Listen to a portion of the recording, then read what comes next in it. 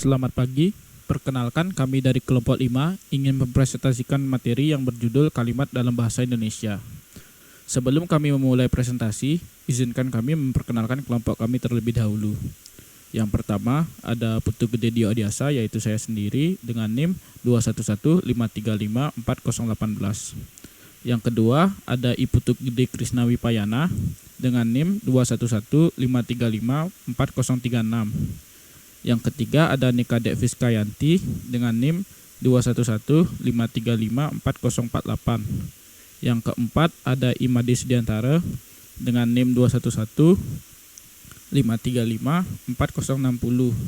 Dan yang terakhir ada Putu Ari Krisna Lokananta dengan NIM 211535482. Mata kuliah Bahasa Indonesia dengan dosen pengampu Bapak Imade Dharma Sucipta, SPD MPD. Pengertian kalimat. Pengertian kalimat secara umum adalah gabungan dua kata ataupun lebih, baik itu dalam bentuk lisan maupun tulisan, yang disusun sesuai pola-pola tertentu sehingga memiliki arti. Di sini menurut teori, yang pertama menurut Cook adalah kalimat merupakan suatu bahasa yang secara relatif dapat berdiri sendiri, mempunyai pola intonasi akhir, dan terdiri atas klausa. Yang kedua menurut Bloomfield, kalimat menurut Bloomfield adalah suatu bentuk linguistik yang tidak termasuk ke dalam bentuk yang lebih besar karena merupakan suatu konstruksi gramatikal. Yang ketiga menurut Hockett, bahwa kalimat adalah suatu konstitut atau bentuk yang bukan konstituen, suatu bentuk gramatikal yang tidak termasuk dalam konstruksi gramatikal lain. Menurut Lado, di sisi lain Lado mengatakan bahwa kalimat adalah satuan kecil dari ekspresi lengkap. Pendapat Lado dipertegas lagi oleh Sultan Takdir Ali Syahbana yang mengatakan bahwa kalimat adalah satuan terkecil dari ekspresi lengkap. Yang kelima menurut Ramlan mengatakan bahwa kalimat adalah suatu gramatikal yang dibatasi oleh adanya jeda panjang yang disertai nada akhir turun atau naik. Berdasarkan definisi-definisi di atas, dapat disimpulkan bahwa kalimat adalah satuan bahasa yang terkecil yang berupa klausa yang dapat berdiri sendiri dan mengandung pikiran lengkap. Oke, materi selanjutnya akan dibawakan oleh teman saya, Iputu Gede Krisna Wipayana. Jenis-jenis kalimat. 1. Jenis kalimat berdasarkan bentuk. Jenis kalimat berdasarkan bentuk dibagi atas dua bagian, yaitu kalimat tunggal dan kalimat majemuk. Kalimat tunggal merupakan kalimat yang terdiri atas satu klausa atau satu susunan struktur subjek predikat. Kalimat majemuk merupakan kalimat yang terdiri minimal dua atau lebih kalimat tunggal. Kalimat majemuk juga terdiri atas dua bagian, yaitu kalimat majemuk bertingkat dan kalimat majemuk setara. Kalimat majemuk bertingkat yaitu kalimat yang terdiri atas induk kalimat dan anak kalimat, atau istilah lain dalam linguistik adalah klausa utama dan klausa subordinatif. Kalimat majemuk setara merupakan kalimat yang memiliki dua klausa yang kedudukannya setara.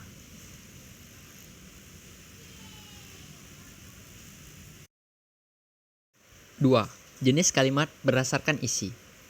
Jenis kalimat berdasarkan isi terdiri dari 4 bagian, yaitu kalimat berita atau kalimat deklaratif, kalimat tanya atau kalimat interrogatif, kalimat perintah atau kalimat imperatif, dan yang terakhir adalah kalimat seruan.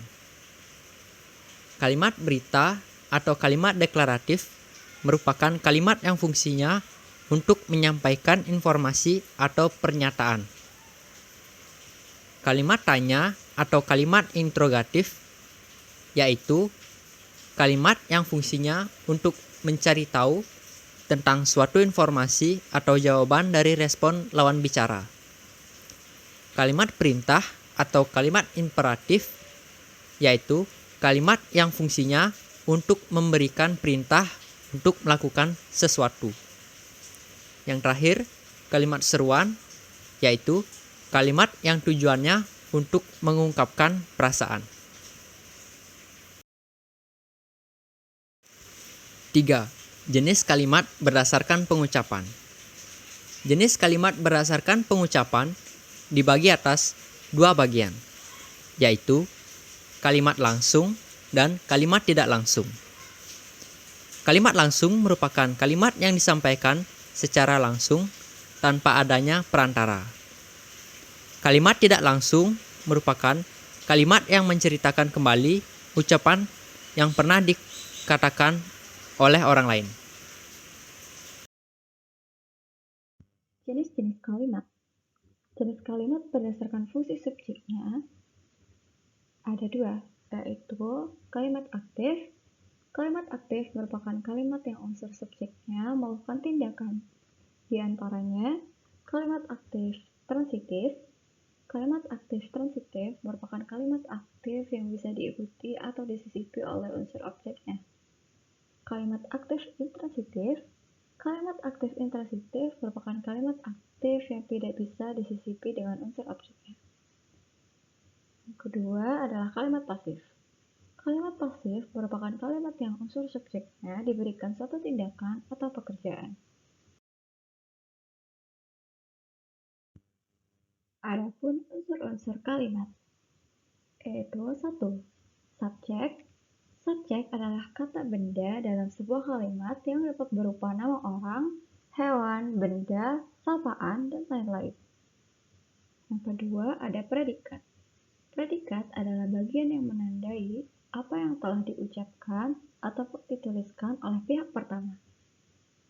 Yang ketiga adalah objek. Objek adalah sebuah hal atau perkara yang akan menjadi topik pembicaraan. Fungsi objek adalah membentuk kalimat utama pada kalimat berpredikat transitif, memperjelas makna dalam sebuah kalimat, dan membentuk kesatuan atau kelengkapan pikiran dalam kalimat. Yang keempat ada pelengkap.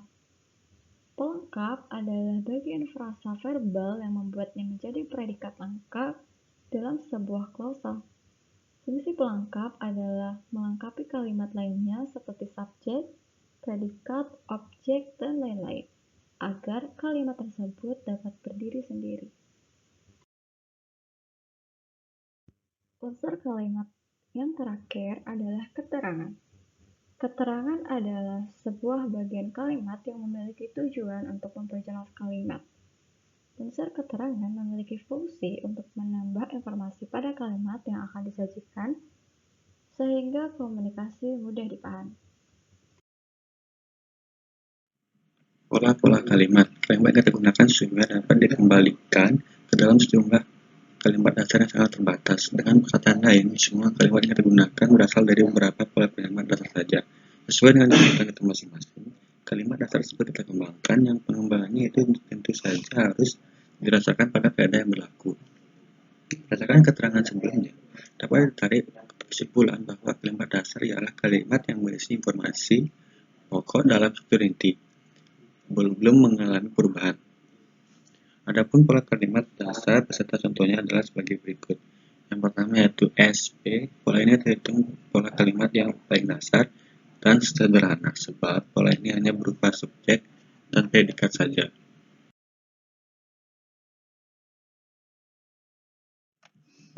Selanjutnya ada SPO, pola yang terdiri subjek, predikat, dan objek. Ini biasanya dipakai pada contoh kalimat deklaratif, aktif transitif, dan kalimat aktif intransitif. Yang ketiga ada SP dan PEL atau pelengkap. Pola ini terdiri atas subjek, predikat, dan pelengkap. Biasanya pola ini digunakan dalam contoh kalimat deklaratif aktif intransitif, contoh kalimat deklaratif semi intransitif, kalimat aktif intransitif, dan contoh kalimat semi intransitif. Yang keempat ada SPK, merupakan pola yang terdiri atas subjek, predikat, dan keterangan.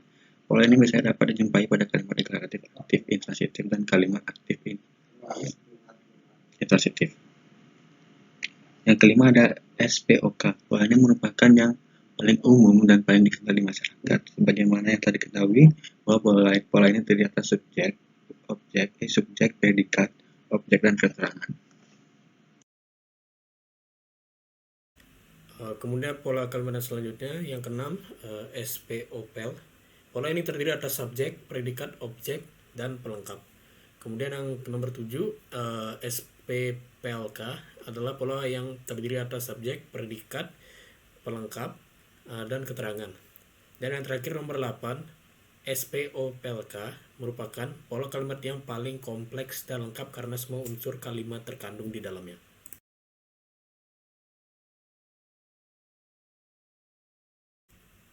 Contoh-contoh kalimat efektif dan tidak efektif. Yang pertama, buku itu dibawa adik sejak pagi. Merupakan kalimat efektif.